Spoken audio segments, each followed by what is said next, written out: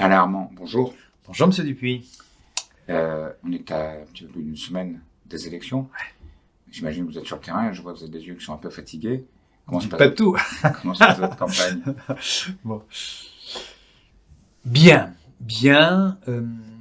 parce que il y a vraiment une volonté de changement. Ça c'est net. Mais après, il faut expliquer aux gens des choses toutes simples. On veut changer, mais après, mais tout compte fait, n'y fait pas le geste qu'il faut. Si on a vraiment envie de changer, allons jusqu'au bout de la logique. Parce que il faut en finir avec ce qui se passe aujourd'hui. Il faut en finir avec une espèce d'équipe-là qui fout tout n'importe quoi et qui cultive la peur, la pression et le mensonge. Mais, pour arriver à un résultat, retravaillons la confiance avec la population. C'est ça le plus important. Qu'ils refassent confiance en des hommes et des femmes capables de faire des choses pour eux demain, sans promesses et sans démagogie. Alors, on parlera de votre programme après, mais puisque vous avez commencé par là, écoutez, continuons. Qu'est-ce que vous reprochez à l'équipe sortante? Des choses très simples. Qu'est-ce que vous dites de la population sur le terrain? La population, il dit des choses très simples, M. Dupuis, très simples. Il dit la mairie, ça n'a fait que pour tout le monde. C'est faux, mais c'est faux. La mairie de Saint-Denis et Gilbert-Annette sont au service d'une partie de la population. Encore le dit, les poussons bande, sont famille. Tout le monde a droit à avoir du soleil au soleil. Mais qu'on n'a pas bon peu. Partageons. Cette mairie ne partage pas. Elle favorise un clan, favorise une bande. Pas moi qui le dis. Les gens le disent. Moi, j'ai visité des éco-box. Allez faire un tour. Vous aurez les adresses. Vous voyez qui ont eu les éco-box. Descendez en mairie de Saint-Denis, dans certains bureaux. Regardez qui ont du travail. Vous êtes surpris. Regardez les gens qui ont été titularisés ces temps-ci. Vous allez être surpris. Les gens qui attendent depuis 30 ans, 40 ans ne le sont pas. D'autres le sont. Regardez qui ont les logements. Vous serez là aussi très surpris. Donc, quand il y a des problèmes, la seule chose qui importe pour un maire, c'est de faire d'une mairie la maison pour tous. On regarde tout le monde sans distinction au regard de ce qu'ils ont comme problème. Ça, c'est la première chose. Le deuxième reproche. Est-ce que l'on peut dire vraiment décemment que la ville a bougé en 12 ans? Où sont les réalisations? Où est le changement? Où est les promesses? On parle de Tao, enfin un tas d'affaires, un tas de si qui ne veut dire rien, pas grand-chose. Paul et Séon pas sortis, problème de sortie de Saint-Denis pas réglé, les quartiers en panne. Donc il y a beaucoup comme ça de paroles, mais les gens eux-mêmes disent, sûrement ça n'a pas bougé pendant 12 ans, ils ne bougent pas. Que ça a fait pour la ville? Mais votre argument aurait été plus fort si c'était Gilbert-Annette qui se représentait. Maintenant, c'est Eric Cabarec. Bien évidemment. Est-ce que ça change la donne? Ça aurait dû changer la donne. Rappelez-vous, quand Jospin prend la place de Mitterrand. Parce que Jospin dit une chose très simple, le droit d'inventaire. Ça veut dire quoi? Je prends une succession, mais je regarde ce qui était bon et je fais autrement. Madame Barège dit quoi? Je suis dans la continuité. Ce qui a été fait avant est bien, voire très bien, et je vais faire pareil, exactement pareil. Donc c'est le même projet. Et je fais que la moitié de l'équipe d'avant. Et de surcroît avec les mêmes personnes. Parce qu'en fait, c'est un vrai faux renouveau. Tous ceux qui pesaient avant, ils sont toujours là. Bien évidemment, de toi, il fait un peu le tas. Pardon, je respecte les gens, mais si vous voulez, je m'excuse d'être aussi brutal. Bon, parce qu'ils sont respectueux, ils méritent le respect. Mais au-delà de cette boutade un peu déplacée, c'est la même équipe, le même projet. Bonnet blanc, blanc bonnet. Et en plus, M. Annette est toujours là. Je sais même que s'il gagne, il risque de se retrouver à la Sinor.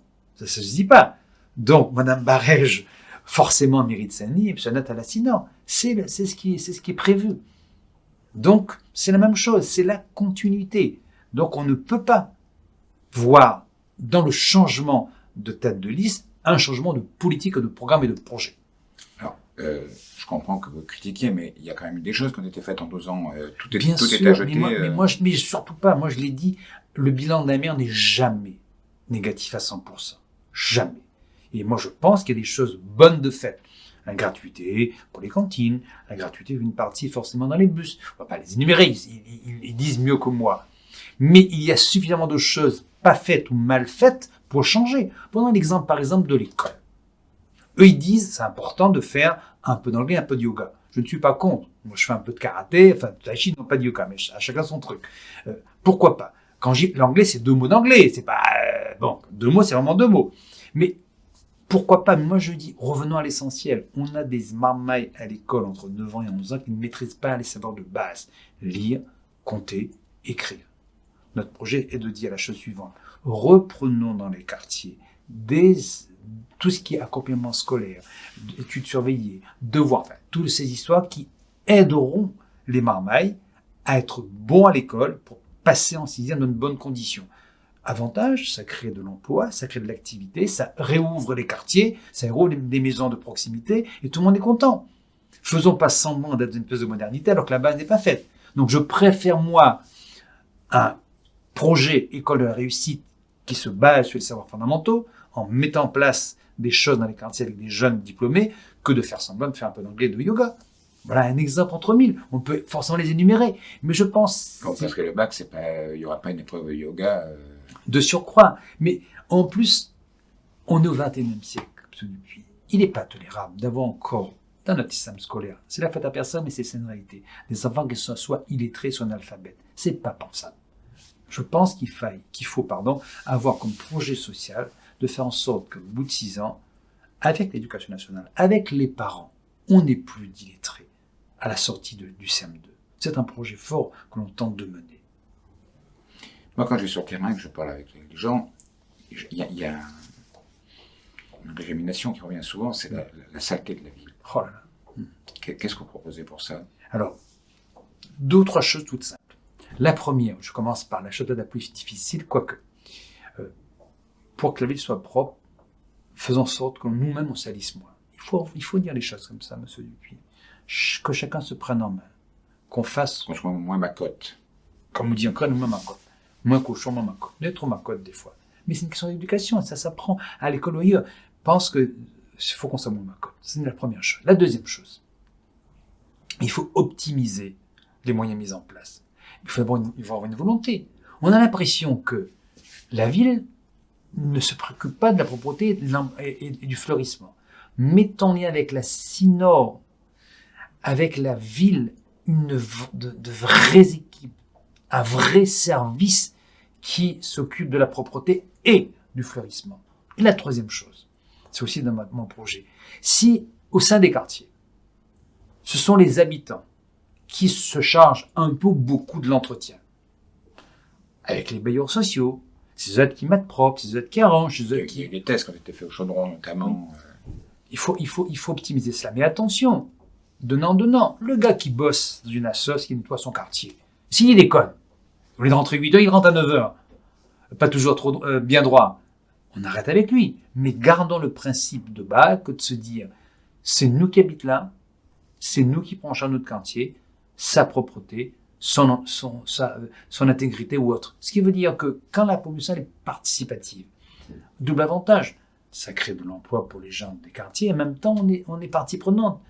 Sinon, c'est quoi? Ah, mais il n'est pas là avec personne, il ne nettoie pas. Donc, il sort dans dehors, il nettoie, il sort de Sainte-Rose, il nettoie. Ah, on a toujours mon Amérique pour nettoyer pour moi. Donc, il n'est pas intéressé. Donc, ça veut dire, en clair, comment faire en sorte qu'il y ait une prise en charge au sein des quartiers de la propreté. Et enfin, troisième chose, il faut dans certains cas sévir. Sur les espaces publics, il faut pouvoir sévir.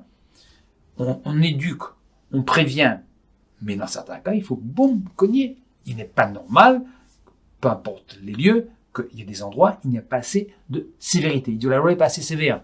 Mettons un peu de sévérité. Mais ça marche avec. On punit quand il faut punir, on prévient parce que c'est ça l'éducation, en même temps on fait de la médiation.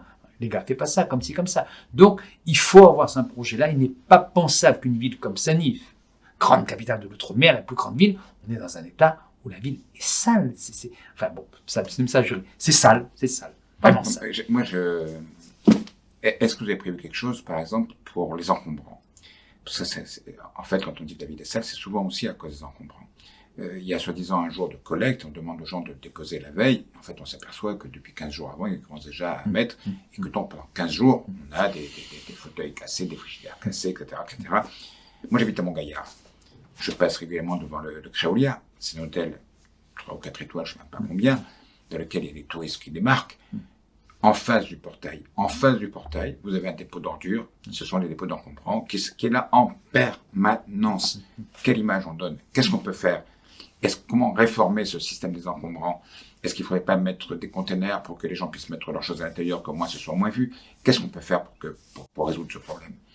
Moi, je pense aussi une chose qu'on n'a pas fait assez, c'est qu'on n'a pas dit assez, c'est qu'on parle de démocratie participative. Autrement dit, comment nous pouvons bosser avec la population. Il faudrait, comme d'autres candidats d'ailleurs, on va mettre en place des comités de quartier, le terme est connu, etc. Mais un des buts de cette affaire-là, c'est de se dire, les amis, est-ce qu'on peut réfléchir ensemble à des solutions? Est-ce que ce sont les conteneurs? Est-ce qu'il faille remettre des filières? Est-ce qu'il faut mettre des ressourceries? Autrement dit, est-ce qu'on peut, au-delà du simple ramassage, trouver des modalités de valorisation? Si effectivement, en clair, c'est compliqué de dire tout dans une phrase. Est-ce que peut-être trouver des filières de reconversion? Peut-être faire en sorte que le monde qui dépose à des bandes volontaires soit peut-être indemnisé. Il faut être très inventif. Il faut faire dans l'absolu, et le principe n'est pas de moi, des ordures une vraie richesse. Il ne s'agit pas simplement de ramasser, il faut aussi valoriser. Et en même temps, amener les gens, je me répète, mais c'est important, à moins gaspiller, à moins jeter partout. Il faut vraiment, vraiment trouver un projet où on est tous ensemble, les élus, la population, les partenaires. C'est ça aussi. Maintenant, après, M. Dupuis, il y a aussi une chose qu'on ne dit pas assez, c'est que si on salit, qu'est-ce qu'on jette? Qu'est-ce qu'on jette? Un matelas, un frigidaire, Un canapé. Ça veut dire quoi? Est-ce qu'on est dans la surconsommation? Est-ce que le lien avec les magasins ne soit pas bien fait? Est-ce qu'on ne peut pas là avoir... Quand vous achetez un nouveau Et frigidaire, voilà, le repreneur est censé reprendre l'ancien. Donc, ça pour dire qu'il y a un vrai souci qu'on ne maîtrise pas forcément, mais l'intérêt c'est de se dire, à nos causés les amis, avec les commerçants, avec les habitants, avec les élus. Ce serait le rôle de quoi? C'est des élus de quartier que vous allez... Ah, je pense, élus de quartier, comité de quartier. Il faut causer. C'est que, là aussi c'est un gros changement. Nous on part du principe qu'un élu, un maire maintenant, c'est une espèce de bon Dieu sur la terre. Derrière il fait tout de monde. Et ça a réglé tous les problèmes. C'est peut-être possible avant, et encore, c'est pas du tout possible aujourd'hui. Petite ville, peut-être encore. Et encore, petite ville encore. Parce qu'ils n'ont pas beaucoup de moyens. Mais en tout cas, à Séné, c'est impossible. Et beaucoup disent, Alain, qu'est-ce qu'il fait pour nous? Il dit, non, les gars, qu'est-ce qu'il fait ensemble? Là, les salles, on dit, Alain, il faut nettoyer là. Il dit, ok, bon, combien nettoyer? Mais maintenant, comment nous, on peut travailler ensemble? Il faut changer, c'est un gros changement, ça, M. Dupuis. C'est comment demain, non pas laisser croire aux gens que ça fait des choses pousottes. Alors, toujours faire un peu, mais que ce n'est fait ensemble. Les gars, nous mettre la main ensemble. C'est pas un simple slogan, c'est une nouvelle posture par rapport aux choses. On a moins d'argent. Ces gens, ils sont prêts ou ils vous disent oui pour faire plaisir? On n'a pas le choix. Ils sont forcément prêts. Mais après, toujours pareil. Entre faire tout pour tout le monde, on espère qu'on y arrive, et dire, moi je peux rien faire pour vous, démerdez-vous. Alors on trouve le bon équilibre. Est-ce que c'est des associations? Est-ce que c'est des régies de quartier? Est-ce que c'est un lien différent avec les commerçants? Est-ce qu'il faut faire plus d'éducation? Mais il y a, pour moi, ces élections est je l'ai dit, est un moyen de refaire un autre contrat avec la population, un autre contrat social, voire sociétal. Il faut bouger les lignes, M. Dupuis. On peut pas, on n'arrivera pas. Quelque syndicat n'arrivera pas. On a beau la meilleure volonté du monde, mais c'est là. On a des et justement, tiens, ça me fait réagir. Est-ce qu'un maire, ça peut tout faire? Mais non. Est-ce que parfois vous n'êtes pas complètement dépassé par la tâche qu'il y a devant vous? On peut tout faire. C'est pour ça que j'ai dit, il faut éviter la guéguerre entre les collectivités locales. Je l'ai dit dans mon programme. C'est pas normal, là, qu'on se bagarre pour savoir s'il faut mettre 1 ou 2 tram-trains. On n'a pas les moyens pour en faire 2. Il faut en choisir un. J'ai ma intime conviction que si le dialogue se passe dans de bonnes conditions, le président de région... Il avait commencé. Ben oui, il n'a pas abouti, puis il n'y a pas de dialogue. Mais il avait même abouti, mais après, la Sinor fait marche arrière pour des raisons... Politiciennes. Il faut arrêter. Maintenant, soyons autour d'une table. Regardons effectivement avec la région, le département, la Sinor et la ville, quel est le meilleur projet pour Saint-Denis. L'argent est rare.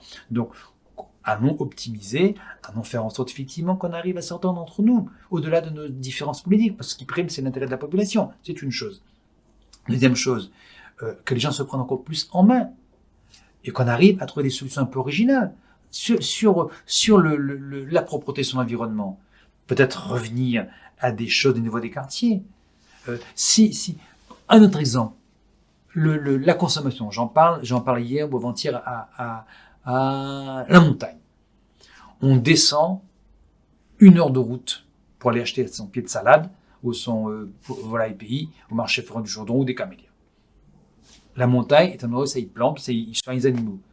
Il n'y a pas moyen d'avoir un circuit court, de donner de la place pour qu'on fasse un petit marché sur la montagne. Les gens produisent sur place et consomment sur place. Vous savez combien d'hectares de disponibles sur la montagne?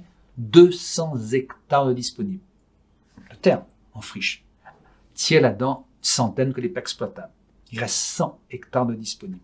Il n'y a pas moyen de mettre en place des agriculteurs ou des éleveurs pour pouvoir à la fois créer de l'activité économique et en même temps faire en sorte que nous consommions sur place, moins de déplacements sur la ville, plus de productivité dans les hauts, plus de choses comme cela. Donc c'est ça que moi j'appelle retrouvons de l'économie locale et une prise en compte dans les quartiers de la vie de tous les jours, n'attendant pas tout d'un maire.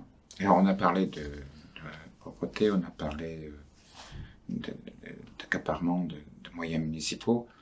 Votre programme à vous, c'est quoi les quelques points principaux?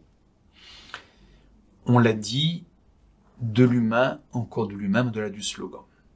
Je ne veux pas, moi, faire des grands projets mirobolants. Je veux forcément faire en sorte de comment on peut aider les gens au quotidien à mieux vivre. Il y a la réussite des marmailles à l'école, en relançant du mieux que l'on peut toutes les structures associatives, en mettant forcément des animateurs là-dedans. J'ai un projet, pour moi, important pour le vieux monde. Population vieillissante, isolée. Comment faire en sorte que demain, les vieux mondes soient mieux pris en compte, mieux accompagnés. Quand j'ai mieux accompagnés, surtout sur le plan psychologique comme sur le plan physique et sur le plan matériel. Ne serait-ce que par exemple pour retaper correctement leur maison. Il faut absolument qu'on ait un plan grand monde qui soit efficace. Moi, je propose, peut-être j'indique un peu, qu'on ait un téléphone pour tous les vieux mondes isolés. C'est quoi l'avantage? Ceux du puits, si on leur apprend à utiliser le téléphone portable, Il existe des téléphones avec des grosses touches. Ça même avec un smartphone.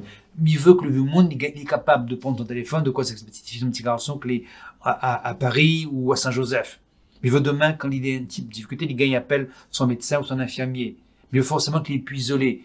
Et le smartphone est un bon outil. Avantage, on crée de l'emploi, on crée forcément des gens qui accompagnent ce vieux monde-là, et ça donne un projet qui aide le vieux monde à être mieux dans sa vie, mieux dans sa ville. Les jeunes, pas possible qu'ils soient aussi à la dérive. Il faut pouvoir retrouver de l'encadrement pour les enfants qui sont un petit peu dévergondés. Donc remettons de la médiation et de la prévention au sein des quartiers. Et puis, ayons, sans promesse démagogique, un vrai plan jeune pour que le jeune puisse trouver ou de l'insertion ou du boulot. Et quand je dis ça, je pense aussi à des jeunes qui sont en capacité. On dit qu'on est capables. Nous proposons, et c'est un projet entre autres porté par Yosha Ravat, que l'on arrive à mettre à Saint-Denis, pourquoi pas au Chaudron, une école de l'excellence. Ça veut dire quoi? Il y a des talents là à Saint-Denis. Les Bougs n'ont pas les moyens d'avancer dans leurs projets. Ils sont ou mal soutenus, ou mal entendus, ou mal aidés. Mettons en place un vrai campus entreprendre qui aidera nos jeunes talents à aller jusqu'au bout de leur projet.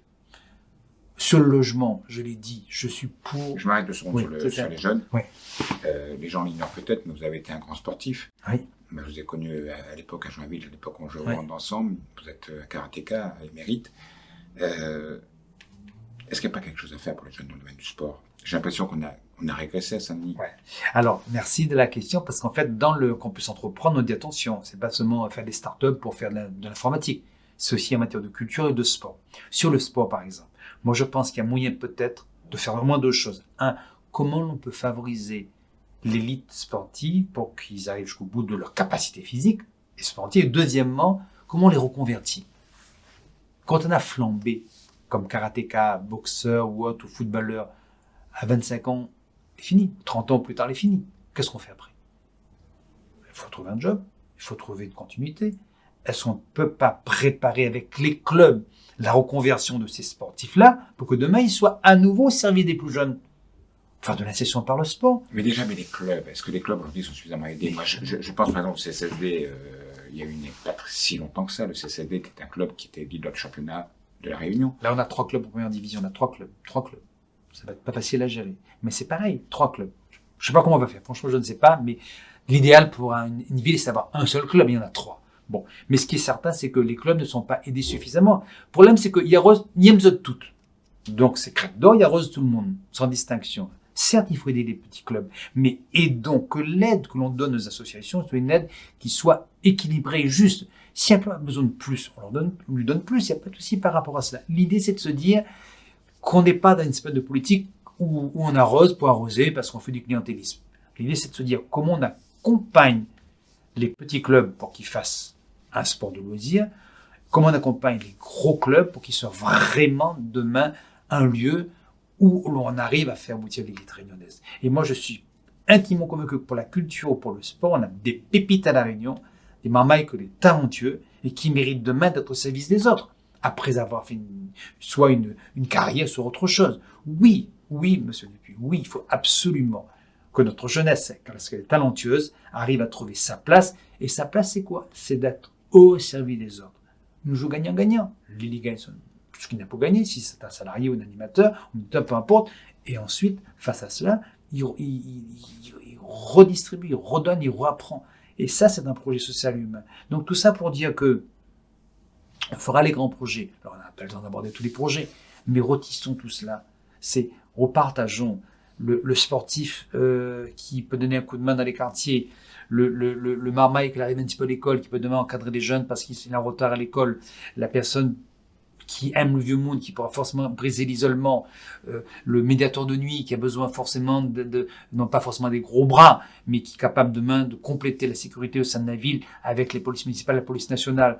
Donc il y a à retisser à Saint-Denis de vrais liens pour que l'on ait cette sensation de se dire, c'est notre ville, nous voulons qu'il avance. Rien que sur le maire, à nous travailler ensemble, à nous bouger les gars, mais sans promesse. L'ami les beaux qui marchent des fois dans les quartiers, Pierrot, c'est du pire, je t'appelle Pierrot, mais c'est pas grave, on se connaît un peu quand même. Tu vois, les beaux il vient, il marche avec cahier, là il prend le nom, le prénom, le téléphone, inquiète pas, on aura un travail. On trompe qui là? Les profs disent au monde, les gars, la point. Demain la bataille pour gagner l'affaire. Allons mettre la main ensemble. La point, allons bosser. Il y a plein de choses à faire ensemble. Donc, donne la Miral Pachar à 2 autres places, à nous avancer. Et c'est ça qu'il faut faire passer depuis comme idée. C'est que cessons cette espèce de politique où on se dit, allez, on va tout faire à la place des autres. Plus que jamais, faisons ensemble. Et je suis sûr qu'il y a plein de possibilités. Et dans la transparence, sans favoritisme. Très bien. Écoutez, je crois qu'on a fait le tour. Hein. Voilà, en tout cas, merci. On n'a pas pu tout dire, mais je crois que ce qu'il faut retenir, M. Dupuis, c'est une chose toute simple, c'est qu'il y a une vraie volonté du changement, que les gens qui ont peur, qui sont sous pression, à qui on fait croire que les lendemains vont déchanter, parce que oui, un tel va rentrer, va faire sa poussette. Libérez-vous de cette peur-là, de cette pression-là. Dans le secret des urnes, vous êtes face à votre choix. Faites un choix pour vous d'abord. Parce que vous sentez que tel ou tel candidat sera capable demain d'être à vos côtés pour changer votre vie. Faites ce changement-là. Le changement, c'est d'abord pour vous, pas pour l'élu. Et je suis intimement convaincu que si on va là-dessus, et que si demain les gens se disent, dans le secret des urnes, il connaît cette mi-fait, il connaît que un tel, il va faire ça et ça pour moi, parce que c'est son projet, parce qu'il croit en ça, le changement sera au rendez-vous le 15 mars. Merci. Merci à vous, M. Dupuis. Merci à vous, Pierrot.